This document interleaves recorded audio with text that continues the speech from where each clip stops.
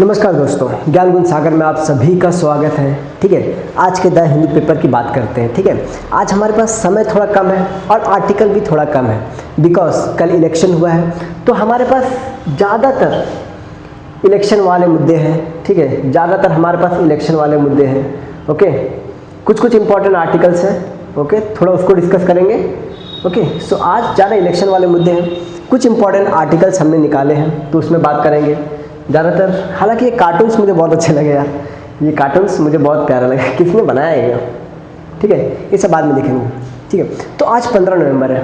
आज 15 नवंबर हमारे लिए जनजाति गौरव दिवस है, बिकॉज आज के दिन 15 नवंबर, ठीक है, यहाँ पे हमारे बिरसा मुंडा जी का जन्म हुआ था 1875 में। ठीक है, 15 नवंबर 1875 में इनका जन्म हुआ था और उसके बाद इन्होंने उलगुलान मूवमेंट लॉन्च किया था ब्रिटिशर्स के अगेंस्ट। ठीक है, लास्ट में इनका 1900 में इनकी मृत्यु हो जाती है। अलग अलग सोर्सेस है कि इनकी मृत्यु कैसे हुई थी, तो ब्रिटिश बोलते हैं कि हैजा की वजह से हुई थी। ठीक है, सो हैजा इन द सेंस कोलेरा। ठीक है, तो ये उसकी वजह से हुए थे। कुछ सोर्सेज बोलते हैं, कुछ बोलते हैं कि बहुत टॉर्चर, लेकिन इन्होंने बहुत स्ट्रगल किया था और मतलब जो अपने ब्रिटिशर्स से सामने भिड़ गए थे। मतलब इनकी महानता की गाथा अगर मैं सुनाने जाऊँ तो बहुत लंबी लिस्ट है। तो फिलहाल के लिए अभी इनके लिए जनजातीय गौरव दिवस की हार्दिक शुभकामनाएं आपको। आज 15 नवंबर है और आज के दिन ही झारखंड बिहार से अलग हुआ था।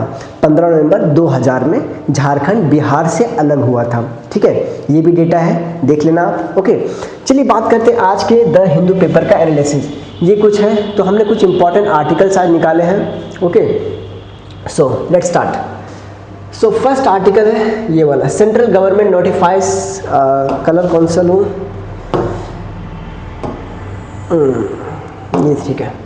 सेंट्रल गवर्नमेंट नोटिफाइज की parts of digital personal data protection act. देखिए, जो डेटा प्रोटेक्शन एक्ट है ना, ये 2023 में आ गया था, 2023 में आ गया था, लेकिन इम्प्लीमेंट नहीं हुआ है अभी तक। क्यों? इसका रूल्स नहीं बना था अभी तक। जो कोई भी अगर कोई एक्ट बनता है तो उसको लागू लाने के लिए, उसको इम्प्लीमेंट करने के लिए उसके रूल्स भी लगते हैं। ठीक है, तो अभी वो रूल्स आ चुके हैं। फॉर एग्जांपल आपने देखा होगा कि सिटीजनशिप अमेंडमेंट एक्ट 2019 जो आया था, उसको लागू करने में भी 4 साल लगे थे। तो इसको लागू करने में हमें 2 साल लगे। ठीक है, अभी ये लागू हो गया। इसके ऊपर यूपीएससी ने एक बार प्रीवियस ईयर क्वेश्चन पूछा था कि यूरोपियन यूनियन का जीडीपीआर क्या है, कहाँ का डेटा प्रोटेक्शन एक्ट है, तो यूरोपियन यूनियन का था क्या, जीडीपीआर। मैं पहले बता दे रहा हूँ। ठीक है, आज हमारे पास थोड़ा टाइम का कांस्टेंट है। ठीक है, तो थोड़ा हम जल्दी आर्टिकल डिस्कस करेंगे। ओके, लेकिन क्वालिटी में कोई कॉम्प्रोमाइज नहीं। ओके, सो डिस्कस करते हैं। The union government has notified major portion of digital personal act protection act 2023 marking major step in implementing India's first dedicated personal data protection law. ठीक है, देखिए इसकी शुरुआत हुई थी अपनी पुट्टास्वामी जजमेंट से, जहाँ पे जो राइट टू प्राइवेसी को महत्व दिया गया था, राइट टू प्राइवेसी का। लेकिन कौन से प्राइवेसी, कौन से टाइप की प्राइवेसी? ठीक है, आपका सोशल मीडिया का प्राइवेसी, क्योंकि आजकल तो लोग अपना प्राइवेसी दिखाने के लिए मतलब ये उतावले रहते हैं कि मैं कहाँ जा रहा हूँ, I am going to this place, I am going to Ladakh, I am going to Tamil Nadu. Privacy बचा क्या है, कौन से टाइप की प्राइवेसी की बात की जा रही है? ठीक है, तो देखिए प्राइवेसी की बात की जा रही है, मतलब मेजरली यहाँ पे कौन से टाइप की, जो अभी रिसेंटली आपने देखा हो कि धर्मेंद्र जी यहाँ पे अभी हॉस्पिटल में ये भर्ती थे, तो एक कोई भी मतलब एक वहाँ का स्टाफ है, वहाँ का फोटो मतलब वीडियो बना के वायरल कर रहा था, तो उसके खिलाफ एफआईआर हुआ। क्यों? ये तो प्राइवेसी का हनन है। इस टाइप का प्राइवेसी मैं जो नहीं दिखाना चाहता, इंटेंशनली मैं नहीं दिखाना चाहता, वो अगर लीक हो रहा है तो ये मेरे प्राइवेसी का हनन है। अगर मैं इंटेंशनली कुछ दिखा रहा हूँ, कुछ बता रहा हूँ या कहीं जा रहा हूँ, तो ये मेरा ये इंटेंशनल अपडेट है। ठीक है, लेकिन अगर मैं जो नहीं दिखाना चाहता हूँ वो भी दिखाया जा रहा है, तो ये मेरे प्राइवेसी का हनन है। ठीक है, तो इस टाइप का, फॉर एग्जाम्पल सेक्सुअल ओरिएंटेशन,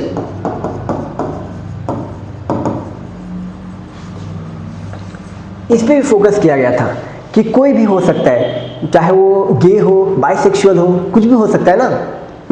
तो वो नहीं बताना चाहता, लेकिन कोई उसको, लेकिन ऐसा मीडिया में लीक हो जाता है कि ये बाइसेक्सुअल है। तो ऐसे टाइप का प्राइवेसी, अदरवाइज प्राइवेसी कौन से टाइप की, तो ऐसे टाइप की प्राइवेसी, ठीक है। ऐसे टाइप के प्राइवेसी को लीक होने के लिए, रोकने के लिए जो अपना ये पुट्टास्वामी का जजमेंट है उसको महत्व दिया गया था, वो आया था। अब उसी के लिए राइट टू प्राइवेसी को महत्व दिया गया, उसके लिए हमारे गवर्नमेंट ने डेटा प्रोटेक्शन एक्ट 2023 लाया। इससे पहले भी डेटा प्रोटेक्शन एक्ट था आईटी एक्ट में, ठीक है। आईटी एक्ट में डेटा प्रोटेक्शन एक्ट था। आपने श्रेया सिंघाल का केस सुना होगा, श्रेया सिंघाल केस,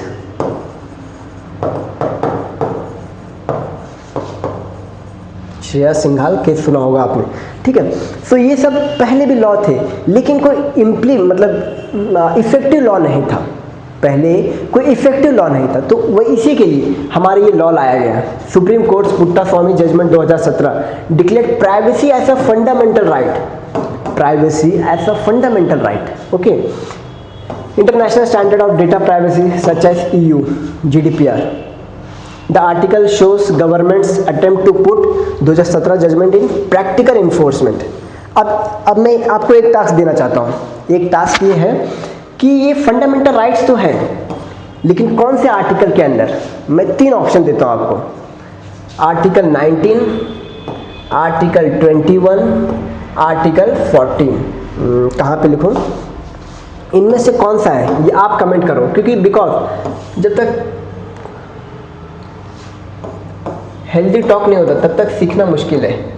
आप बताना कौन सा इंपॉर्टेंट है, ठीक है। आर्टिकल 19, 21 एंड 14 कौन से फंडामेंटल राइट में पुट्टास्वामी जजमेंट के दो प्राइवेसी को दिया गया है, ये है, ये आपका टास्क है, आप कमेंट में लिखना, ओके।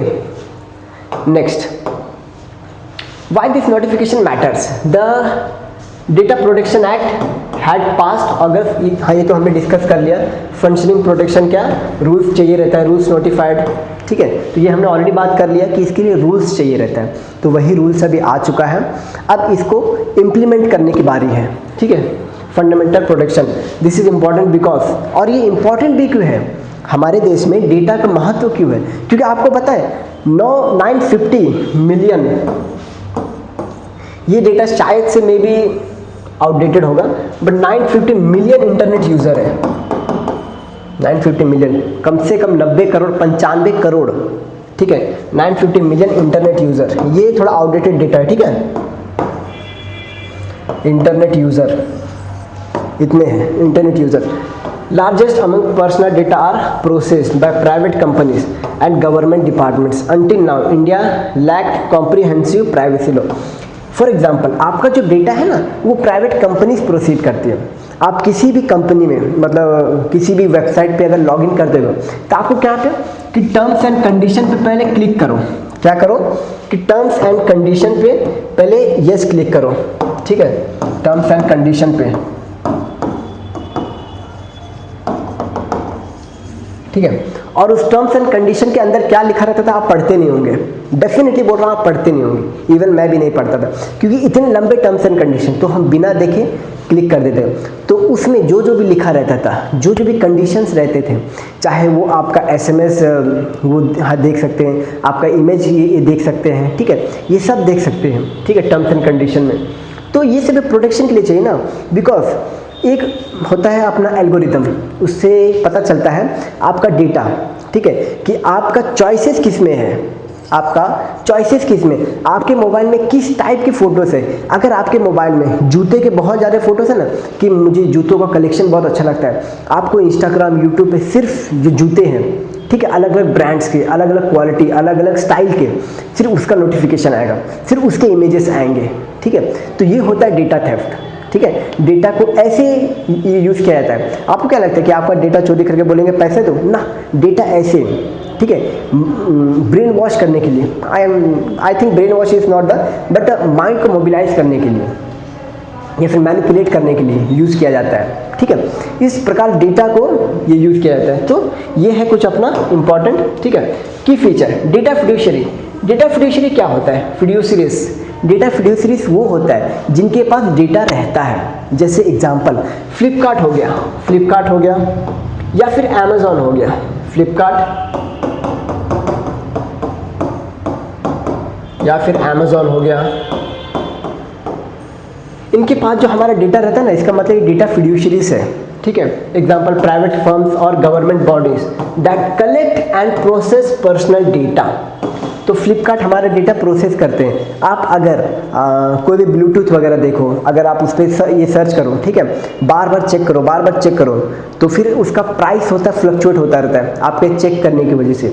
तो ये आपका डेटा ये करता है, ठीक है। दे मस्ट, हमारी गवर्नमेंट के लिए बात की जा रही है कि government must appoint data protection officer, ठीक है, जो ऐसा डेटा फिड्यूशियरी काम करे, हमारे डेटा को अच्छे से देखे, उसको संभाल के रखे, ठीक है। इसके बाद आगे भी है कि हमें कौन सा डेटा चाहिए, क्या डेटा हम चाहते हैं गवर्नमेंट ये उसको डिस्ट्रॉय कर दे, ठीक है, ये भी आगे है। Maintain a grievance redressal system, ensure data minimisation, but full compliance for them is push to November 2026 तक, ठीक है। सो नेक्स्ट बात करते हैं कि क्या क्या ये है rights of the data principal. जो सिटीजन्स, हमारा राइट्स क्या है, जो हमारा डेटा तो ये सरकार ले रही, तो हमारा राइट्स क्या है। हमारा राइट्स देखिए क्या है, right to access the data, हम अपना डेटा कभी भी देख सकते हैं कि क्या क्या है, डेटा को हटवा सकते हैं। Right to demand correction and deletion, कि हमारा ये डेटा डिलीट करो, हम नहीं चाहते कि ये सरकार के पास भी रहे, ठीक है, okay. Right to withdraw consent, जो आप टर्म्स एंड कंडीशन पे राइट क्लिक करते हैं ना, कि यहाँ पे ये रहता है, यहाँ पे राइट क्लिक कर दो टर्म्स एंड कंडीशन पे, आप उसको भी ये कंसेंट ये विड्रॉ कर सकते हो कि हम टर्म्स एंड कंडीशन को सही नहीं करते। Next, right to be inform about the data breach, कि हमारा डेटा थेफ्ट हुआ है, चोरी हुआ है, इसके बारे में हमें इंफॉर्मेशन मिलनी चाहिए। तो इसके लिए रूल्स आ चुके हैं, अब ये इम्प्लीमेंट हो जाएगा, ठीक है। The consent manager framework also becomes active, empowering user to control permission, हम देंगे कंट्रोल कि हमारा कौन सा डेटा आप देख सकते हो, कौन सा नहीं देख सकते हो, ठीक है। और जो टर्म्स एंड कंडीशन रहेंगे वो भी छोटे हो जाएंगे, okay. Next, penalties for violation, अगर हमारा डेटा ब्रीच हुआ तो उसके लिए बहुत बड़ी पेनल्टी है, 250 करोड़ के लिए पेनल्टी है, ठीक है। So mishandling sensitive data, sensitive data कौन सी है, वही जो मैंने आपको स्टार्टिंग बताया, सेक्सुअल ओरिएंटेशन, या फिर जो भी मैं कहीं पे जा रहा हूँ, किसी के साथ डेटिंग कर रहा हूँ, ठीक है, ये सब मुझे ये रिवील नहीं करना है, तो ये सब का डेटा का ये है, ठीक है। Failure to ensure security safeguard, they push companies to take data protection seriously, ठीक है। तो ये था अपना डेटा प्रोटेक्शन एक्ट का। अब हम बात करेंगे इसके बारे में, हालांकि ये बार बार चर्चे में रहता है, ये वाला बार बार चर्चे में रहता है, ठीक है। और इसमें क्या है बेसिकली कि ये ग्रेट निकोबार प्रोजेक्ट की बात कर रहा हूँ। तो ग्रेट निकोबार प्रोजेक्ट में ये है कि गवर्नमेंट इस पे बोल रहे कि हाँ ठीक है, कोई कंसर्न नहीं है, लेकिन अदरवाइज उसके अलावा बहुत सी जो पॉलिटिकल पार्टीज है या फिर बहुत से एनवायरमेंटलिस्ट हैं, एनवायरमेंटलिस्ट कंसर्न जता रहे हैं कि सर आप कंसर्न है, इसमें चैलेंजेस है, आप देख नहीं रहे हो, आप निगलेक्ट कर रहे हो, आप निगलेक्ट कर रहे हो। आपको पता है ये जहाँ बन रहा है ग्रेट निकोबार प्रोजेक्ट, ये कहाँ पे आता है, मलक्का, थोड़ा मैप देखते हैं।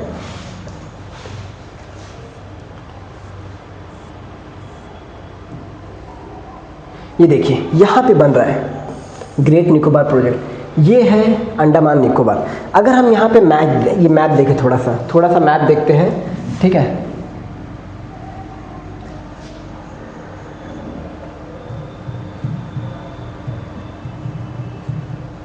मैं मैप लगाना भूल गया तो देख लेते हैं। ये देखिए, ये है मलक्का स्ट्रेट, थोड़ा और बेटर अगर मिल जाए तो बेटर होगा, ठीक है। यहाँ पे लेते हैं, ये देखिए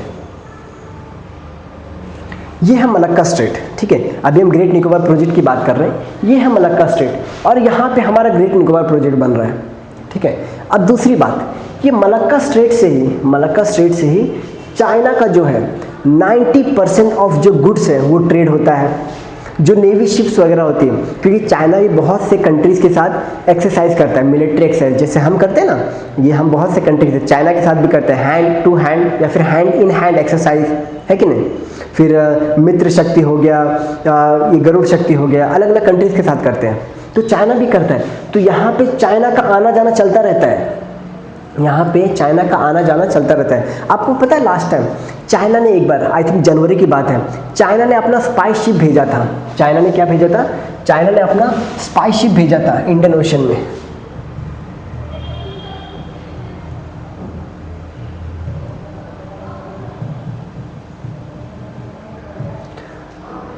ये देखिए, ये है स्पाई शिप चाइना का, ठीक है, चाइनीज स्पाई शिप युआंग वैंग 5 ये था, ठीक है। अब ये क्या था, स्पाई शिप था, क्लिक नहीं हो रहा है क्या, research vessel leave Indian ocean में था।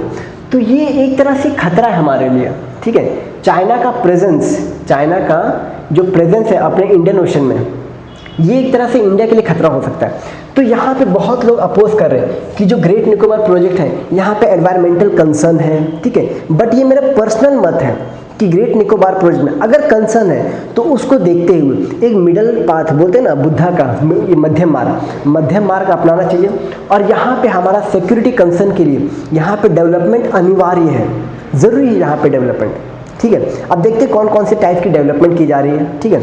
और फॉर एग्जाम्पल यहाँ पे एक सबांग पोर्ट है, इंडोनेशिया में एक सबांग पोर्ट है, ठीक है। वो भी इंडिया और ये इंडोनेशिया साथ में मिलकर ऑपरेट करते हैं। अदरवाइज आपने देखा होगा कि आपने एक और चीज़ सुना होगा,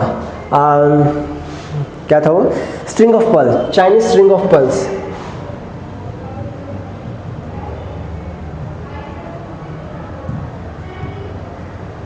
ये देखिए, ये है चाइना का स्ट्रिंग ऑफ पर्ल्स, ठीक है।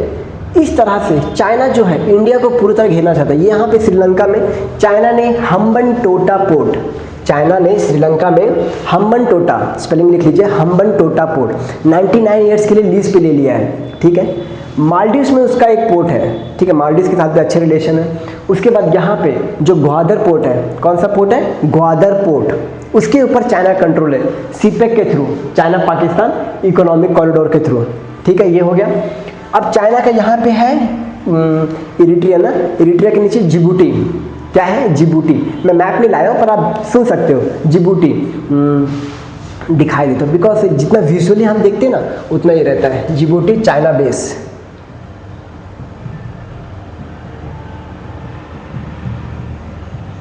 ये देखिए, ये जिबूटी है, ठीक है, जस्ट मैंने आपको दिखाया, ये है जिबूटी, ठीक है। यहाँ पे चाइना का बेस है। तो चाइना ने क्या किया हुआ है, चाइना ने हमें चारों तरफ से घेर लिया है। तो हमें क्या, सिक्योरिटी कंसर्न की वजह से हमें अपना जो ये रीजन है इसको डेवलप करना ही पड़ेगा, अदरवाइज हमारे पास कोई दूसरा चारा नहीं है, ठीक है। तो ये हो गया, यहाँ पे हमने बात किया कि हमें क्यों ज़रूरत है। अब थोड़ा बाकी कंसर्न भी देख लेते हैं कि गवर्नमेंट चाहती है डेवलपमेंट करना, लेकिन एनवायरमेंटलिस्ट वगैरह बोल रहे हैं कि यहाँ पे डेवलपमेंट मत कीजिए। तो देखते concern, the article points out contradictions, ministry said, ये वही है ना, वही तो मैं सोच रहा हूँ, कहाँ पे थे हम लोग, वेट अ सेकेंड, हम लोग यहाँ पे हैं, ठीक है। वो पीछे वाला जो आर्टिकल है वो FTA के लिए है, वो हम देखेंगे, हम इसकी बात कर रहे हैं। The article discuss the greater Nicobar mega infrastructure project 9000 crore plan, ठीक है, comprising transshipment port. Great Nicobar project में क्या बनेगा, ट्रांसशिपमेंट पोर्ट बनेगा, ओके, एयरपोर्ट बनेगा, ठीक है, पावर प्लांट बनेगा, टाउनशिप बनेगा, टूरिज्म फैसिलिटीज़ के लिए बनेगा, ठीक है, ट्रांसशिपमेंट पोर्ट बनेगा। इसके अलावा हमारा सिक्योरिटी एजेंसीज तो वहाँ पे रहेंगे ही, है कि नहीं। तो लोकेटेड गलाथिया बे, ये है गलाथिया बे, अगर आप देख रहे हो तो ये जो नंबर 1 दिख रहा है ना, यही है गलाथिया बे।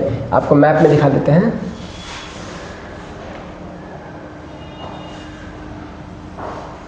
ये है गलाथिया बे, ठीक है, ये गलाथिया बे है।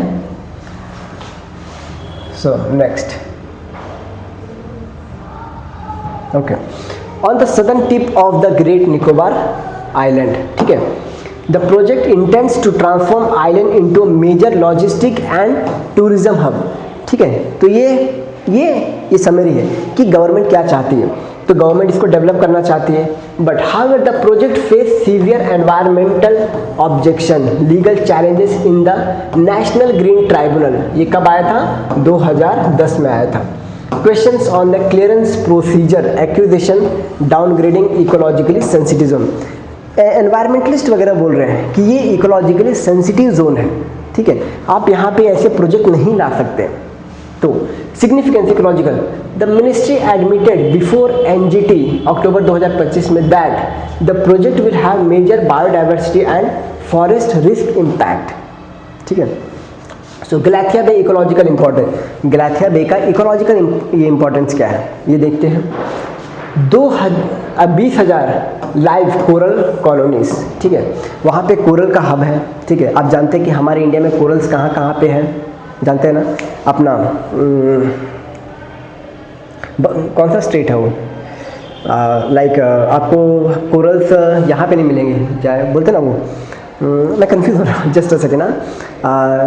मैंग्रोव कहाँ पे अपना biggest delta in the world है ना अपने इंडिया में, जहाँ पे गंगा नदी ये सब आती है, एवरग्रीन, सुंदरबंस, हाँ sorry I am confused, Sundarbans है, वहाँ पे आपको कोरल्स नहीं मिलेंगे, क्योंकि कोरल्स को ये होने के लिए एक स्पेसिफिक कंडीशन लगता है, स्पेसिफिक एनवायरनमेंट लगता है, ठीक है, जैसे कि सॉल्टी होना चाहिए। तो जो अपना सुंदरबन का रीजन है ना, वो पानी सॉल्टी नहीं है, क्योंकि ब्रह्मपुत्र का गंगा नदी का पानी वहाँ पे आ रहा है, तो वहाँ पे आपको क्या नहीं मिलेगा, कोरल्स नहीं मिलेंगे। कोरल्स आपको मिलेंगे कहाँ पे, गुजरात वाले रीजन में मैंग्रोव से मिलेंगे, कोरल्स भी मिलेंगे, ठीक है। फिर आपको जो अपना ये तमिलनाडु का कोस्ट है वहाँ पे मिल जाएंगे, आंध्र प्रदेश का कोस्ट है आपको वहाँ पे मिल जाएंगे, ठीक है, ये सब एरिया पे आपको कोरल रीफ्स मिल जाएंगे। और यहाँ पे गलाथिया बे जो है, यहाँ पे आपको 20,000 से भी ज़्यादा कोरल रीफ्स मिल जाएंगे। More than 50 nesting mounds of the endemic Nicobar megapode, कौन सा है, ये है एंडेमिक निकोबार। सिर्फ एंडेमिक का अर्थ क्या होता है, एंडेमिक मतलब सिर्फ यहीं पे पाया जाता है, ये सिर्फ और सिर्फ पूरी दुनिया में सिर्फ गलाथिया बे में ही पाया जाता है। Next, active nesting site of leatherback turtle, ये IUCN क्रिटिकल एंडेमिक स्पीशीज है, IUCN क्रिटिकल स्पीशीज है, ठीक है। Mangrove, sea grasses bed, salt water crocodile habitats, rich marine ecosystem includes coral and rare species. National Green ट्रैवल documents shows 600 plus leatherback nest in 2024 season, one of the highest globally. This में Galathea bay critical zone 1A the highest protection level. तो environmentalist बोल रहे हैं कि ये सबसे highest protection zone है, फिर भी आप इसको प्रोटेक्शन नहीं दे रहे हो, आप वहाँ पे डेवलपमेंट प्रोजेक्ट लाना चाहते हो। तो मेरा फिर भी साफ कहना ये है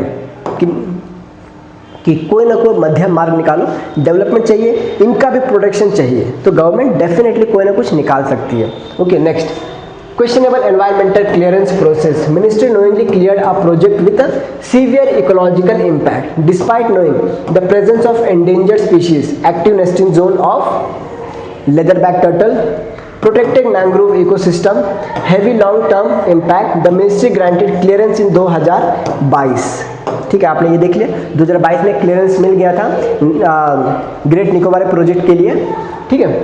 सो कोर प्रॉब्लम क्या है, क्रिटिकल जोन क्लासिफिकेशन मैनिपुलेशन, ठीक है, क्रिटिकल जोन को मैनिपुलेट किया गया है, कैसे, ecologically sensitive, no construction allowed in critical 1A, लेकिन फिर भी वहाँ पे, क्योंकि देखिए इस जोन को क्या बोला गया है, क्रिटिकल जोन 1A, मोस्ट मतलब प्रोटेक्शन लेवल इसका हाईएस्ट होना चाहिए, ठीक है, लेकिन और वहाँ पे किसी भी प्रकार का कंस्ट्रक्शन एक्टिविटी नहीं होना चाहिए, फिर भी गवर्नमेंट कंस्ट्रक्शन लाना चाहती है वहाँ पे। अगर हो सकता है, देखिए मे भी अगर हो सकता है कि वहाँ पे प्रोजेक्ट ना हो तो उसके साइड में या ऊपर, क्योंकि ये देखिए ये मैप है ना, ये देखिए ये मैप है, अगर यहाँ पे नहीं हो पा रहा है तो इस प्रोजेक्ट को पोस्टपोन करके, ठीक है, इस प्रोजेक्ट को पोस्टपोन करके ये साइड ला सकते हैं, ये साइड ला सकते हैं, ठीक है, यहाँ पे ले आइए, ठीक है, बट प्रोजेक्ट तो आना चाहिए, ये मेरा कहना है, ठीक है। तो कहाँ पे थे हम लोग, यहाँ पे, क्योंकि ये मेरा पर्सनल मत है, ये मेरा पर्सनल मत है कि प्रोजेक्ट आना चाहिए, डेवलपमेंट वाला काम होना चाहिए, बिकॉज सिक्योरिटी भी हमें एक चीज़ ध्यान देनी पड़ेगी। Critical zone 2 various levels control development, water areas mostly prohibit sport, ठीक है। तो ये बोलते हैं कि जोन 4 में है, लेकिन नहीं, the issue the port site lies with in ecological protection maritime zone, लेकिन गवर्नमेंट बोलती है कि इसमें आती है। ओके, सो नेक्स्ट बात करते हैं, evidence flawed decision. The ministry said Galathea Bay is not used by leatherback turtle, तो थोड़ा सा मिनिस्ट्री ने इंफॉर्मेशन चेंज किया हुआ है, but its own forest department data shows over 600 nest in 2024, थोड़ा सा यहाँ पे मैनिपुलेशन हुआ है डेटा का। Okay, ministry argued that area is under CRZ 4 not in, ये 4 कौन सा है, मरीन हैबिटेट वाला, ये 4 कौन सा है, मरीन जोन वाला, ठीक है। So but earlier submission and scientific data shows the area qualified CRZ 1A, critical zone 1A. Ministry did not release key reports citing defense sensitivity to avoid transparency. Port area were allegedly reclassified core मतलब critical zone 1A to critical zone 4 solely to permit the project. तो ये थोड़ा सा चल रहा है, ये कुछ और आ गया। अब हम देख रहे हैं, ये हो गया हमारा कि कैसे कैसे मतलब इंफॉर्मेशन का मैनिपुलेशन हो गया ग्रेट निकोबार प्रोजेक्ट को लागू करने के लिए, ठीक है। तो हमने देख लिया, हमने सिक्योरिटी भी देख लिया कि हमें क्यों ग्रेट निकोबार प्रोजेक्ट चाहिए, अगर वहाँ पे नहीं तो थोड़ा कहीं और ऊपर, ठीक है, यहाँ पे होना चाहिए, ठीक है। ये देखेंगे, अब देखेंगे सरकार का निर्णय क्या कहते हैं। ओके, नेक्स्ट हम बात करेंगे कि highlights from the article FTA negotiation. हमने यहाँ देखा India is pursuing FTA with multiple countries. आपने पीयूष गोयल जी हैं, ये बोल रहे हैं कि इंडिया मल्टीपल नेशन के साथ FTA साइन करने के कगार पे है, ठीक है, सबके साथ बात चल रही है। FTA क्या होता है, आप पहले FTA समझिए। अगर हमारा ट्रेड चल रहा है किसी भी नेशन के साथ, हमारा और US का भी ट्रेड चल रहा है, US ने हमारे पर 50% टैरिफ लगाया हुआ है, अगर इसके बाद इंडिया और अमेरिका का FTA साइन हो गया, फ्री ट्रेड एग्रीमेंट, तो जो 50% टैरिफ है ना, उसके अलावा जो पहले भी 13% जो टैरिफ था या 5% टैरिफ था, वो मिनिमम 1%, 3% या 2% टैरिफ पे अटक जाएगा। मतलब जो टैरिफ रेट है वो पूरा लो हो जाएगा। इन शॉर्ट, जो दो देशों के बीच में जो ट्रेड होता है वो ट्रेड बढ़ जाएगा, ठीक है, वो ट्रेड बढ़ जाएगा। ये होता है फ्री ट्रेड एग्रीमेंट, ठीक है, फ्री ट्रेड एग्रीमेंट ये होता है। अब हम देखेंगे types of free trade agreement, ठीक है। और फ्री ट्रेड एग्रीमेंट दुनिया में बहुत से जो ट्रेड है ना उसको डेवलपमेंट देती है। चाइना का दुनिया में सबसे ज़्यादा फ्री ट्रेड एग्रीमेंट है बहुत से नेशन के साथ, क्योंकि 2015 में चाइना को ऐसा मार्केट फॉर द वर्ल्ड का स्टेटस दिया था, किसने, WTO ने, ठीक है। थोड़ा बात करेंगे यहाँ पे India FTA negotiation with how many nation.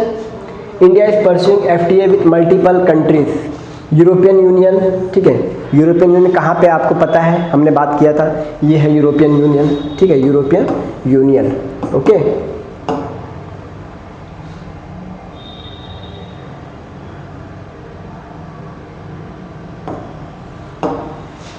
ये है यूरोपियन यूनियन, ओके। सो यूनाइटेड स्टेट, आपको पता है यूनाइटेड स्टेट्स को नाफ्टा बोला जाता है, ये सारे को मिला के। ओमान के साथ भी फ्री ट्रेड एग्रीमेंट के इसमें है। New Zealand, okay. चिली के साथ हमारा एक और एग्रीमेंट है, प्रेफरेंशियल ट्रेड एग्रीमेंट। हम बात करेंगे क्या होता है प्रेफरेंशियल ट्रेड एग्रीमेंट, ठीक है। पेरू के साथ चल रहा है एंड अदर कंट्रीज, ठीक है। सो बात करते हैं कि इंडिया अभी किसके साथ हमारा ऑलरेडी फ्री ट्रेड एग्रीमेंट है, इनके साथ बात चल रही है कि हम इनके साथ फ्री ट्रेड एग्रीमेंट करेंगे।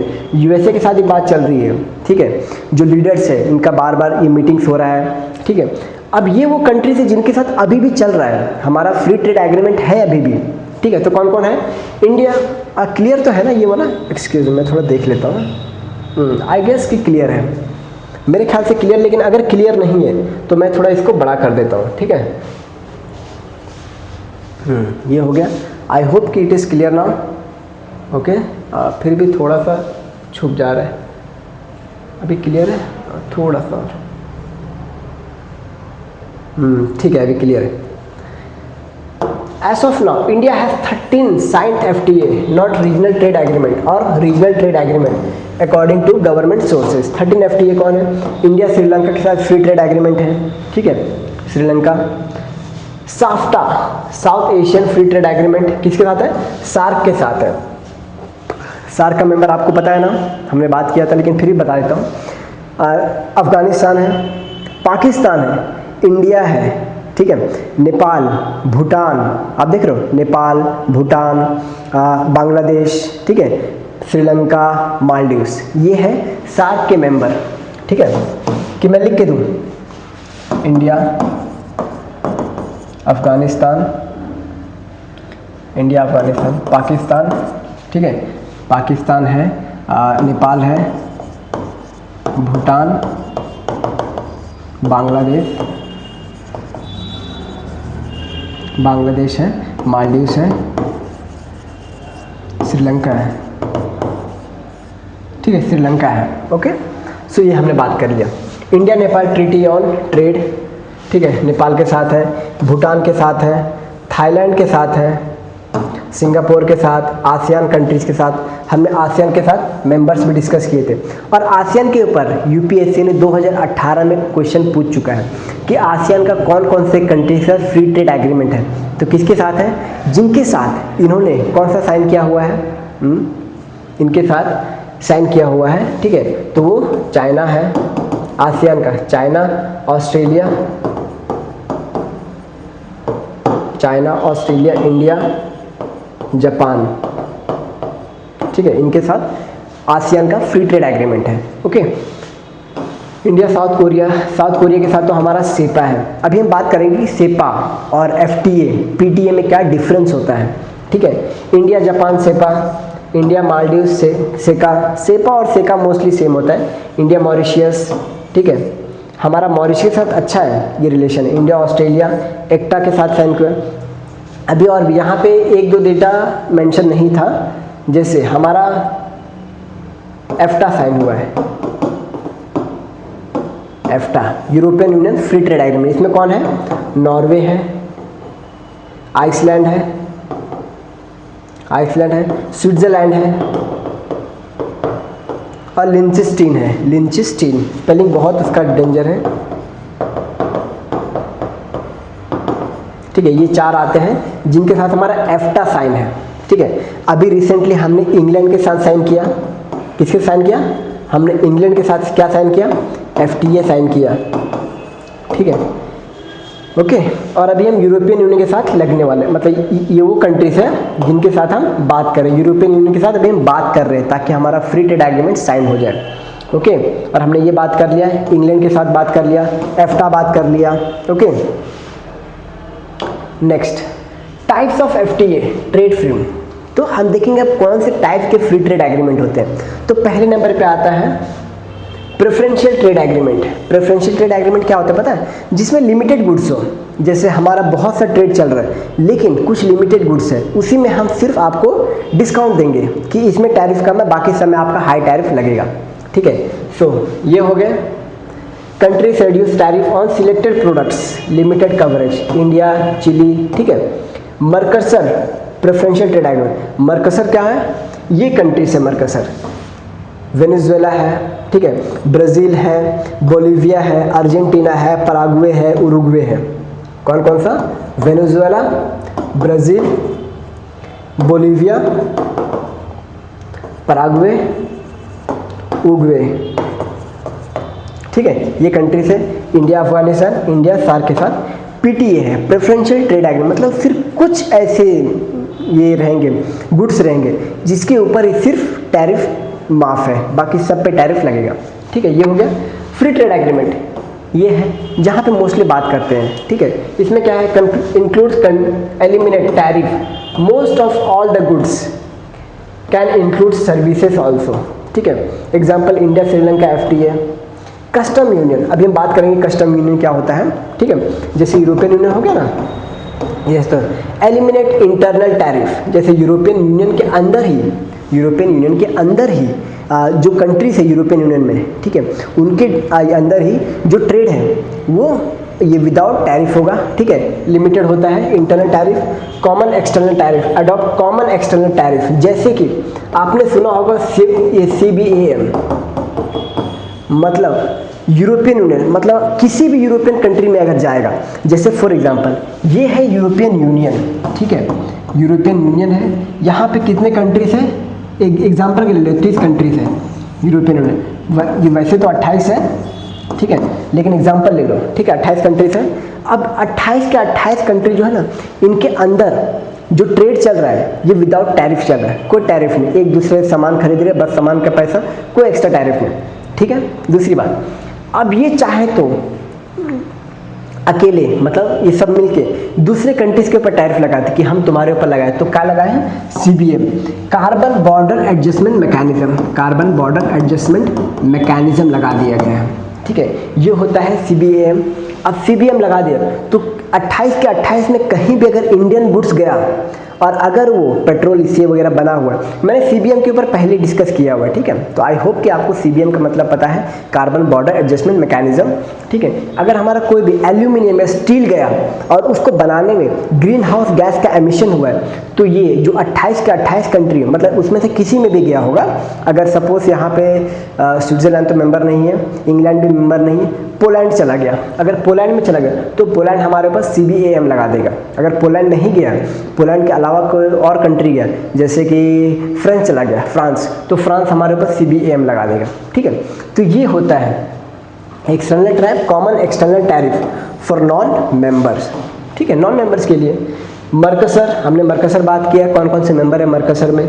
यूरोपियन यूनियन कस्टम यूनियन होता है, ठीक है, ये मर्कसर एंड यूरोपियन यूनियन दोनों कस्टम यूनियन है, ठीक है। अब यहाँ पे डिफरेंस देखेंगे और थोड़ा इसके बारे में बात करें, सेपा और सेका के बारे में, मतलब मोस्टली एक ही होता है। इसमें क्या होता है ना, ये एडवांस फॉर्म ऑफ FTA है, मतलब FTA उसके अलावा, FTA क्या होता है, गुड्स एंड सर्विस, लेकिन यहाँ पे इन्वेस्टमेंट पे बात होती है, ठीक है, यहाँ पे इंटेलेक्चुअल प्रॉपर्टी पे बात होती है। देखिए क्या क्या, goods, service, investment, intellectual property, mutual recognition rules, regulatory cooperation. और हमारा किसके साथ साइन है, आप देख सकते हो हमारा किसके साथ साइन है, सेपा, ये वाला सेका मलेशिया के साथ हमारा साइन है, मॉरिशस के साथ साइन है, UAE के साथ साइन है। आप देख रहे हो हमारा किन किन के साथ साइन है, सेपा, सेका, सेपा, एक्टा, सेपा साउथ कोरिया के साथ साइन है, जापान के साथ सेपा साइन है, ठीक है। ये है सेपा, मतलब एडवांस फॉर्म ऑफ FTA। क्या है, advance form. Example, India Singapore CEPA Japan के साथ है, ठीक है। अब यहाँ पे डिफरेंस देखते हैं, क्या होता है डिफरेंस। तो देखिए, पहले होता है PTA, प्रेफरेंशियल ट्रेड एग्रीमेंट, सबसे छोटा, जहाँ पे लिमिटेड कुछ कुछ सिलेक्टेड गुड पे रहेंगे। उसके बाद होता है FTA, ठीक है, मतलब मेजोरिटी ऑफ गुड पे, 2-4 छोड़ के सब पे फ्री टैरिफ। उसके बाद होता है सेका, मोस्ट एडवांस, ठीक है, इसमें ऑलमोस्ट सारे गुड पे रहता है। उसके अलावा गुड्स एंड सर्विस के अलावा इन्वेस्टमेंट, इंटेलेक्चुअल प्रॉपर्टी राइट्स, ये सब पे रहता है। ये हमने ये बात किया, ये म्यूचुअल रिकॉग्निशन रूल्स, ये रेगुलेशन कोऑपरेटरी, ठीक है। कस्टम यूनियन जैसे यूरोपियन यूनियन, ठीक है, कॉमन मार्केट, इकोनॉमिक मार्केट, ठीक है, ये आ गया common market, free movement of labour, capital and service, ठीक है। क्या है, common market, free movement of service. Example, European single market, ठीक है। अब आता है इकोनॉमिक यूनियन, क्या आता है, इकोनॉमिक मार्केट, इकोनॉमिक यूनियन, ठीक है। यहाँ पे common market, harmonised economic policies and sometimes common currency, example eurozone, ठीक है। ये हमने देख लिया। हमने इसका मैप भी अगर चाहे तो देख सकते हैं, ये देखिए, ये है, ठीक है। So next we are looking for Galathea bay वगैरह हो गए। तो बाकी हमारा आज का बाकी सारे इंपॉर्टेंट आर्टिकल्स ख़त्म ही हो गए, ठीक है। ये है, आई पर्सनली फील कि बहुत अच्छा है ये वाला।